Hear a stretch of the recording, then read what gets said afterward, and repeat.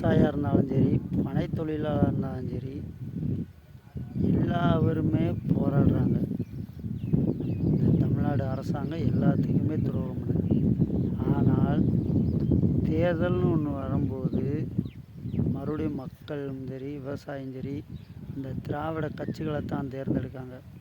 அப்படி அவங்கள தேர்ந்தெடுக்கும் போது மறுபடியும் அவங்க செய்கிறது தான் செய்கிறாங்க. அடுத்து தேர்தல் முடிஞ்சதுக்கப்புறம் மறுபடியும் மக்கள் போராட்ட களத்தில் குதிக்கிறார்கள். எனக்கு அது சரியில்லை, இது சரியில்லை, அப்படி இப்படிங்கிறாங்க. ஆகையால் 2026 தேர்தல் வருது.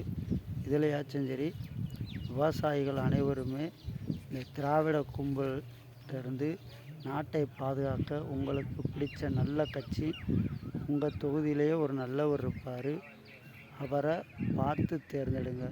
1000 500 பிரியாணி கோட்ரு கொடுக்குற யாரையும் நம்பி வாக்கு செலுத்தாதீங்க. கடைசியில் அவங்க உங்களுக்கு வாக்கரிசி போடுவாங்களே தவிர உங்களுக்கு நல்ல வேட்பாளராக இருக்க மாட்டாங்க. நாம் தமிழர், நாமே தமிழர், ஒன்றுபடும் வென்றெடுப்போம் 2026.